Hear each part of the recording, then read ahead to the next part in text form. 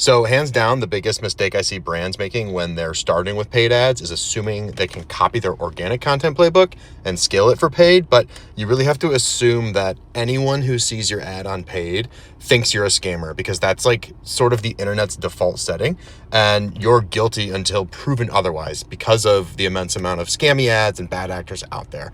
And this is typically where brands with a strong organic game get tripped up, because they're used to strictly a warm audience, people who chose to follow them, people who have already maybe bought from them, they've seen their content and they've seen their brand name over and over and over again.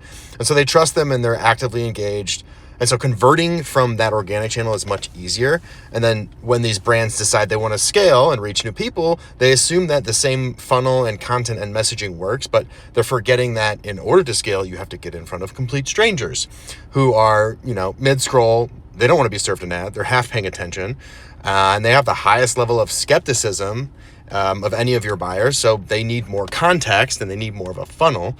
So really, your paid ad itself only has one job: get the viewer to your product or your landing page. That means first you need to stop scroll. You probably know that.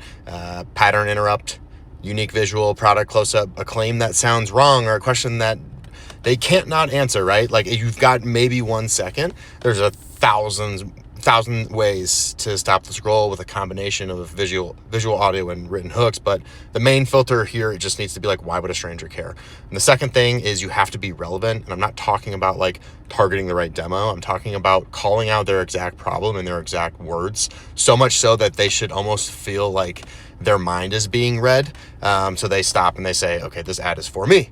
And then the third thing is just make an offer that is stupid to refuse for them. And it has to be more than just like 10% off your first order. Something where clicking is just the obvious move and scrolling past almost feels like they're leaving money on the table. You know your product better than I do, so you have to get creative here. And then once they're on the landing page, you can do the rest of the explaining and the selling and the marketing and social proof or whatever else. But that's a different video. Just remember, when you're marketing to a warm versus cold audience, you have to treat them respectively.